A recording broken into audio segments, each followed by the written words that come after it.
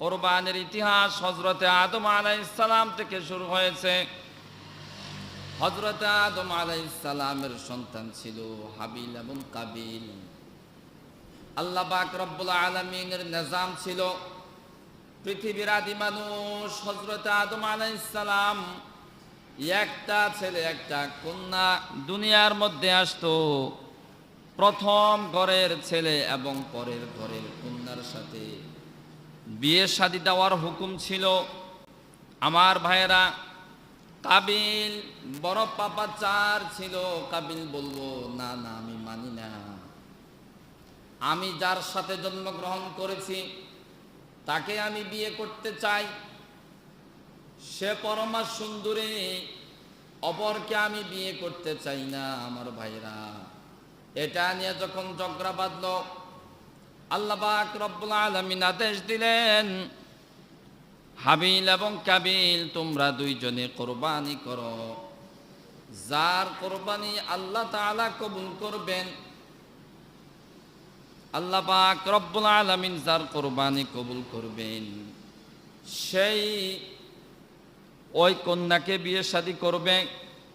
আমার ভাইরা, দুজনেই তারা তখন পাহাড়ের চূড়ায় উঠে কোরবানি দিল। আল্লাহ পাক রব্বুল আলামিন হাবিলের কোরবানিকে কবুল করেছেন।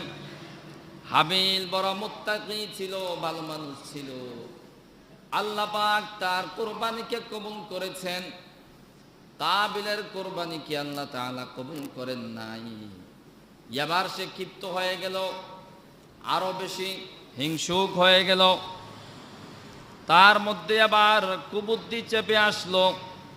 সে চিন্তা করলো, আমি অপমানিত হয়েছি, আমার ভাই হাবিলকে আমি হত্যা করব। নাউজুবিল্লাহ। আমার ভাইয়েরা, পৃথিবীর সর্বপ্রথম হত্যাকাণ্ড নারী গঠিত হত্যাকাণ্ড ছিল। এই জন্য আমার ভাইয়েরা, বর্তমান যুগেও নারীর ফিতনা বড় কঠিন, ঠিক কিনা? নারীর ফিতনা বড় কঠিন। আমার ভাইয়েরা, হাবিল কাবিলকে হত্যা করলো, পাথর মেরে তাকে হত্যা করলো। আমার ভাইরা, এবার তাকে যে কবর দিবে সেটা তার মাথায় নাই। পৃথিবীর সর্বপ্রথম খুন, প্রথম মৃত্যু। আল্লাহ পাক রব্বুল আলামিন একটা কাক পাঠাইলেন, কাক দেখিয়ে দিল, মাটি ঠুকরিয়ে ঠুকরিয়ে দেখিয়ে দিল এইভাবে কবর দিতে হয়। সুবহানাল্লাহ বলে। আমার ভাইরা, কাকের মধ্যেও কিছু গুণাবলী আছে। সুবহানাল্লাহ বলে। শুধু তাই নয়, কুকুরের মধ্যেও বড় বড় 10টা গুণ আছে। সুবহানাল্লাহ বলে, যেগুলা অনেক সময় অনেক মানুষের মাঝেও পাওয়া যায় না। সুবহানাল্লাহ। আল্লাহ পাক রব্বুল আলামিন কোরআনে কারীমের মধ্যে সূরা নামল নামে সূরা দিয়েছেন, মৌমাছির নামে সূরা দিয়েছেন, পিঁপড়ার কথা বলেছেন। সুবহানাল্লাহ বলেন। আল্লাহ পাক বলেন, মানুষদেরকে শিক্ষা দেওয়ার জন্য আল্লাহ তাআলা আদনা থেকে আদনা বস্তু হলো, মানুষদেরকে উপমা দেওয়ার জন্য আল্লাহ তাআলা বলেন। সুবহানাল্লাহ বলেন। এই জন্য ভাইরা, শিক্ষার আসলে কি নাই, শেষ নাই। কুকুরের মাঝে বড় বড় 10টা গুণ আছে, যেটা অনেক মানুষের মাঝেও পাওয়া যায় না। সুবহানাল্লাহ বলে। আমার ভাইয়েরা, কাকের কথা এসেছে, সে কাক থেকে শিখলো, হাবিলকে হত্যা করলো, হত্যা করার পরে তাকে কবরস্থ করলো। আমার ভাইয়েরা, সীমা লঙ্ঘন করলো। সীমা লঙ্ঘন করার কারণে পাপের শাস্তি শুরু হয়ে গেল।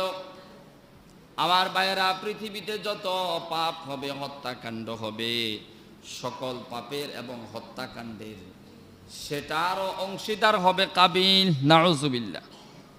আল্লাহর হাবিব সাল্লাল্লাহু আলাইহি ওয়াসাল্লাম বলেন, কোন বান্দা থেকে যদি একটি ভালো কাজ শুরু হয়, পৃথিবীর যত মানুষ ভালো কাজ করবে তার অনুকরণে তার একটা অংশ তার আমলনামায় যোগ হবে। সুবহানাল্লাহ বলে। আমার ভাইয়েরা, আল্লাহর হাবিব আরো বলেন, কোন অন্যায় কাজ যদি কোনো ব্যক্তির কাছ থেকে শুরু হয়, কোন পাপাচার কাজ যদি কোনো ব্যক্তির কাছ থেকে ছড়িয়ে যায়, পৃথিবীর যত মানুষ এই অন্যায় কাজ করবে তার একটা অংশ তার নামে যাবে। নাউজুবিল্লাহ। এই জন্য আমার ভাইরা, আমাদেরকে সতর্ক হওয়া লাগবে, ঠিক কিনা? বর্তমানে দেখবেন নামে বেনামে কত নতুন নতুন অন্যায় কাজ আছে নাকি নাই। আমার ভাইরা, আপনি যে লাভ দিয়ে ফাল দিয়ে করতেছেন, এটা যদি আপনার মাধ্যমে চালু হয়ে যায়, এবারে বোঝেন কি কঠিন অবস্থা হবে, ঠিক কিনা? এই জন্য আমরা যেন সতর্ক থাকি, নতুন কোন অন্যায় কাজ, পাপাচার কাজ, এটা যেন আমি যেন তার সহযোগী না হই। আল্লাহ পাক তৌফিক দান করুক, আল্লাহুম্মা আমিন বলেন। আমার ভাইয়েরা, যুগের সমস্ত আম্বিয়া আলাইহিস সালামের যুগে কোরবানি ছিল, কোরবানির পদ্ধতি ভিন্ন ভিন্ন ছিল। তৎকালীন যুগে মানুষ যখন পাহাড়ের চূড়ার মধ্যে কোরবানি দিত, আকাশ থেকে অগ্নিকাণ্ড এসে তাকে গ্রাস করে ফেলতো, বজ্র এসে। যেটা কবুল হতো আর যেটা কবুল হতো না সেটা পড়ে পচে গলে যাইতো। নাউজুবিল্লাহ। আমার ভাইয়ের, আল্লাহর হাবিব সাল্লাল্লাহু আলাইহি ওয়াসাল্লাম দোয়া করেছেন, ওগো আল্লাহ, আমার উম্মতকে আপনি সরাসরি তাদেরকে অপমানিত করিয়েন না। এই জন্য আমার ভাইয়েরা, আমাদের কোরবানির পদ্ধতি হলো আমরা জবাই করি, আবার নিজেরাও খেতে পারি। সুবহানাল্লাহ বলে। কবুল হয়েছে বা না হয়েছে কে জানে? আল্লাহ জানে, ঠিক কিনা? যদি এমন হতো আগের মতো যে প্রকাশ্যে দোয়ায় সে কুণ্ডুলি এসে গ্রাস করে, তাহলে আমার বাইরে দেখা যেত যে আসলে কয়জনের কোরবানি কবুল হয়, ঠিক কিনা? আল্লাহর হাবিবের দোয়ার বরকতি এমন অসংখ্য আযাব থেকে আল্লাহ পাক রব্বুল আলামিন আমাদেরকে হেফাজত করেছেন। আল্লাহুম্মা আমিন বলে। আমার বাইরে, কোরবানির প্রকৃত শিক্ষা হলো হযরতে ইব্রাহিম আলাইহিস সালাম থেকে। হযরত ইব্রাহিম আলাইহিস সালাম আল্লাহ তাআলার খলিল ছিলেন, অতি আপনজন ছিলেন, জলিল কদর পয়গম্বর ছিলেন। ইব্রাহিম আলাইহিস সালাম যে সমাজের মধ্যে ছিলেন, ওই সমাজের মধ্যে সকলেই ছিল মুশরিক, এমনকি তার পিতা আজর, সেই নিজেও ছিল মুশরিক। নাউজুবিল্লাহ।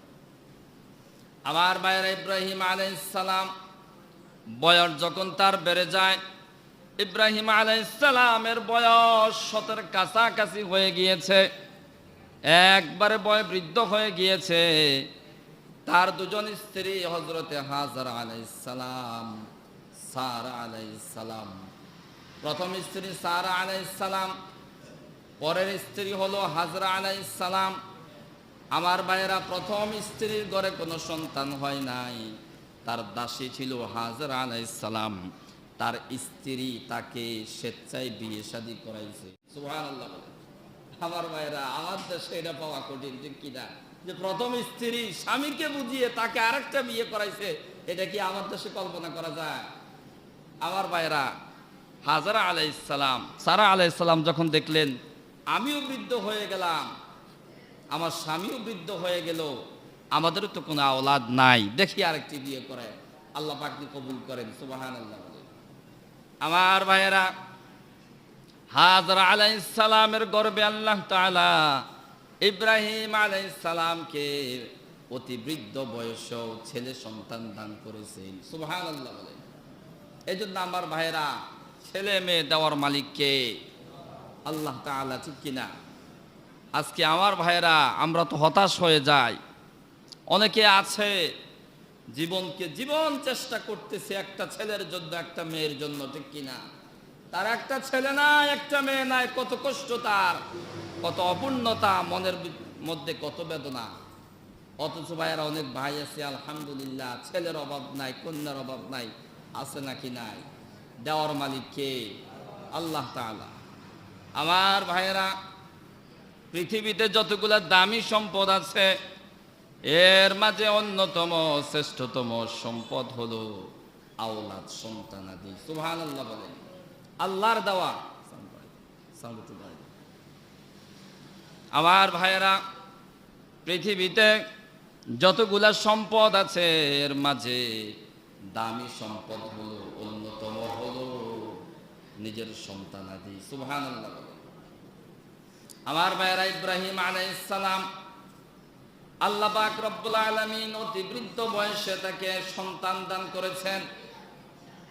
আল্লাহ পাক নিজেই সেই ঘটনা বলেন। আল্লাহ বলেন, ফালাম্মা বালাগা মাআহুস সা'য়া ক্বালা ইয়া বুনাইয়া ইন্নী আযবাহুকা ফানজুর মাযা তারা।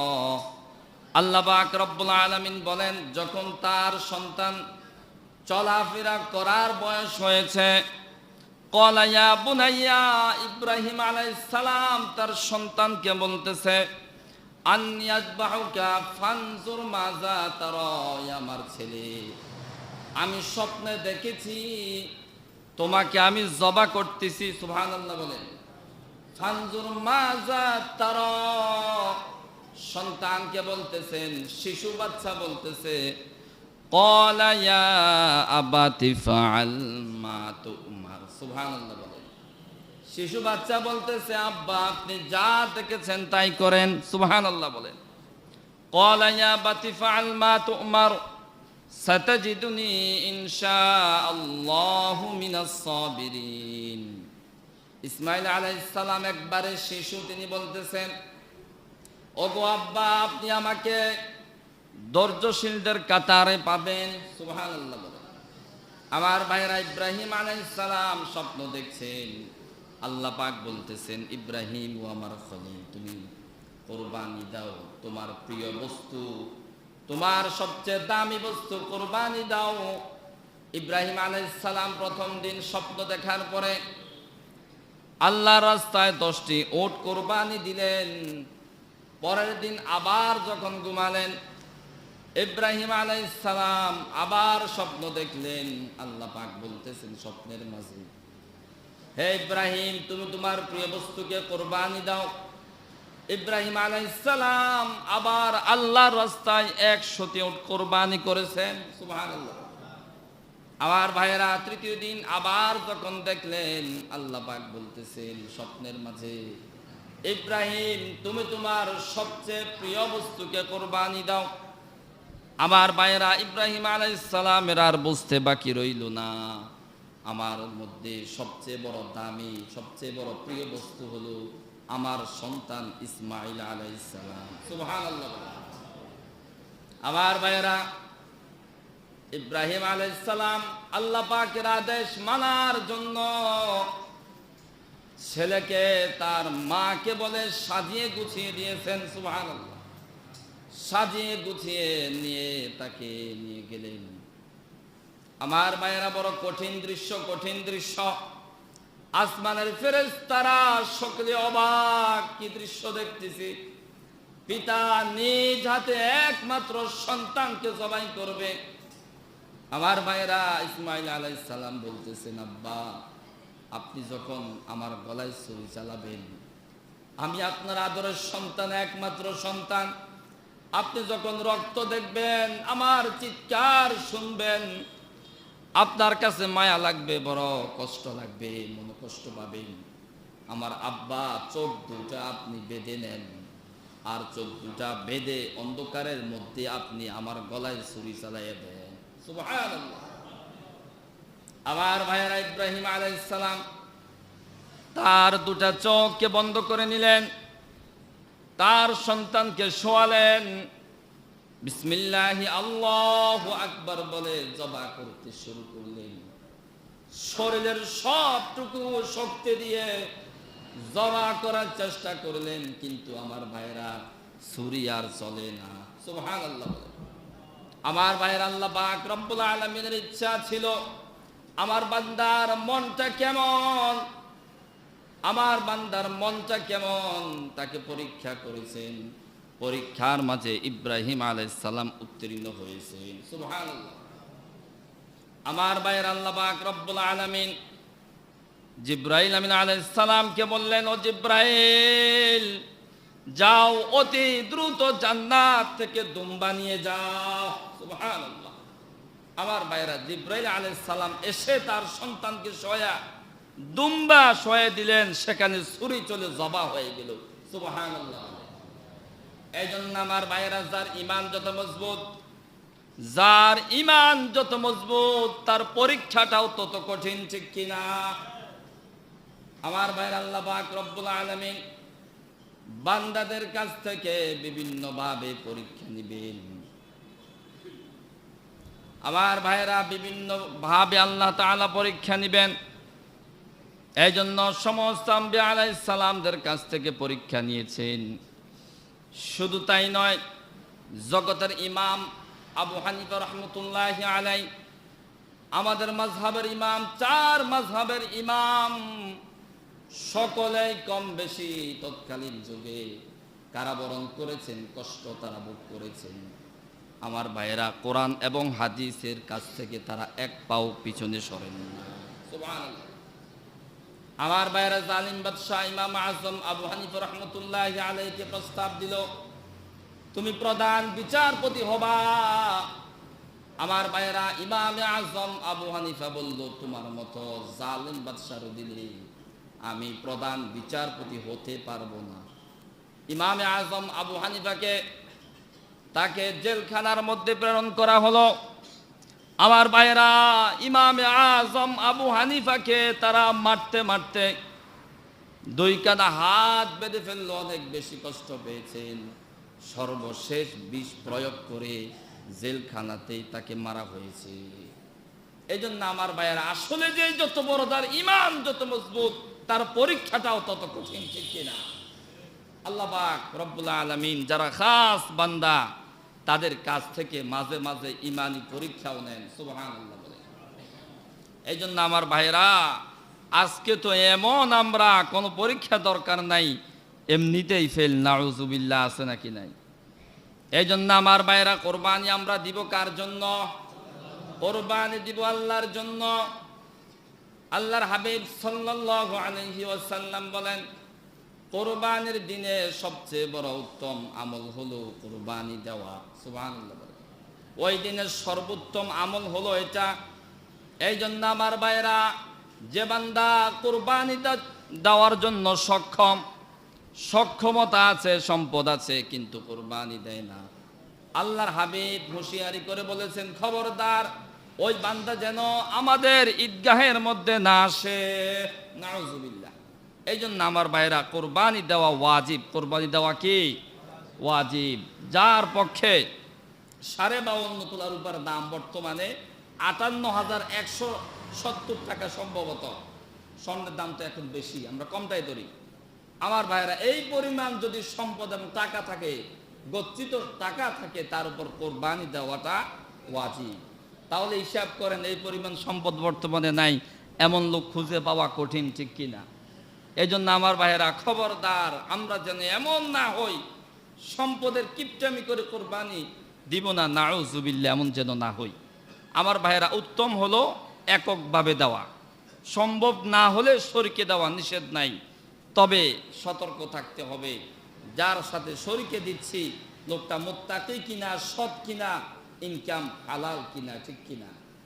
আপনার অংশীদারদের মধ্য থেকে যদি একজনেরও হারাম ইনকাম থাকে, নিয়তে গরমিল থাকে, তার যদি উদ্দেশ্য ভালো না থাকে, তাহলে একজনের কারণে সকলেরই কোরবানি বরবাদ হয়ে যেতে পারে। নাউজুবিল্লাহ। এই জন্য আমার ভাইয়েরা, সতর্ক থাকবো তো ইনশাআল্লাহ। কোরবানির গোশত খেতে পারবেন, কোনো নিষেধ নাই। আবার একটা অংশ আশপাশে যারা দরিদ্র রয়েছে তাদের জন্য রেখে দিতে হবে। আবার আত্মীয় স্বজন যারা আছে তাদেরকেও একটা অংশ দেওয়া যাবে, বন্ধু বান্ধবদেরকে হাদিয়াও দেওয়া যাবে, কোনো কি নাই, নিষেধ নাই। এই জন্য আমার ভাইয়েরা, কেউ কোরবানি দিছে আবার কোরবানি গোশত খেতে পারবে না, বিষয়টা কি নয়, এমন নয়। এটা হালাল, সকলে খেতে পারবেন। তবে আমার ভাইয়েরা, এমন নয় যে ফ্রিজ কিনলাম, ফ্রিজ ভর্তি করে শুধু গোশত রেখে দিলাম, এমন যদি হয়, কোরবানি নিয়ত নিয়ে কি আছে, প্রশ্ন আছে। এই জন্য আমার ভাইয়েরা, রাখতে পারি আমি, আমার অংশ ভাগ করার পর যদি কিছু থাকে আমি রাখতে পারি, কিন্তু এমনই যদি হয় যা দিলাম তাই রেখে দিলাম, রাক্ষসের মতো, নাউজুবিল্লাহ, এমন হলে বলেন তো উদ্দেশ্যটা কি হইল? গোশত খাওয়া নাকি? যে এত টাকা দিলাম, একটা উসিলা, একটা কোরবানি দিলাম, পুরা বছর আবার গোশত খাওয়া হয়ে গেল, নাউজুবিল্লাহ, এমন যেন না হয়। আল্লাহ পাক রব্বুল আলামিন আমাদেরকে আমল করবার তৌফিক দান করুক, আল্লাহুম্মা আমিন বলেন। আমার ভাইয়েরা, আল্লাহ পাক রব্বুল আলামিন বলেন, লান ইয়ানালাল্লাহা লুহুমুহা ওয়ালা দিমাউহা ওয়ালাকিন ইয়ানালুহুত তাকওয়া মিনকুম। আল্লাহ পাক রব্বুল আলামিন বলেন, তোমরা যে কুরবানি দাও তার গোশত তার রক্ত কোনোটাই আল্লাহর কাছে পৌঁছায় না, ঠিক কিনা? আল্লাহ পাক কি ভাগ নেন? গোশত অথবা রক্ত কোন অংশে আল্লাহর কাছে পৌঁছে না। আল্লাহ পাক বলেন, ওয়ালাকিন ইয়ানালুহুত তাকওয়া মিনকুম, কিন্তু বান্দা তোমার মধ্যে, তোমার দিলের মধ্যে কি আছে, তাকওয়া কি আছে, এটা আল্লাহর কাছে পৌঁছে। সুবহানাল্লাহ বলেন। এই জন্য আমার ভাইয়েরা, আমাদের জন্য উদ্দেশ্য এমন না হয় গোশত আমি খেতে পারবো, কোনো অসুবিধা নাই, আমার ভাগেরটা প্রয়োজন হলে রাখতেও পারবো, অসুবিধা নাই, কিন্তু নিয়ত যেন এমন না হয় শুধু গোশত খাওয়া। নাউযুবিল্লাহ। এই জন্য আমার ভাইয়েরা, কোরবানির কথা আল্লাহ পাক রব্বুল আলামিন বলেন, ইন্না সলাতি ওয়া নুসুকি ওয়া মাহইয়ায়া ওয়া মামাতি লিল্লাহি রাব্বিল আলামিন। সুবহানাল্লাহ বলেন। আল্লাহ পাক রব্বুল আলামিন বলেন, কুল, হে নবী আপনি বলে দেন, ইন্না সলাতি, নিশ্চয় আমার নামাজ, ওয়া নুসুকি আমার কুরবানি, ওয়া মাহইয়ায়া ওয়া মামাতি আমার জীবন এবং মৃত্যু, লিল্লাহি রাব্বিল আলামিন সব কিছু আল্লাহর জন্য। সুবহানাল্লাহ বলেন। কার জন্য? আল্লাহর জন্য। এই জন্য আমার ভাইয়েরা, আমরা যেন সতর্ক হয়ে যাই। কোরবানি সম্পর্কে ইনশাআল্লাহ বিস্তারিত আরও ইনশাআল্লাহ আলোচনা হবে। ইনশাআল্লাহ কোরবানির মাসলা মাসাইলও আলোচনা হবে ইনশাআল্লাহ আগামী সপ্তাহে। আমরা যেন ঠিক সময়ে চলে আসি।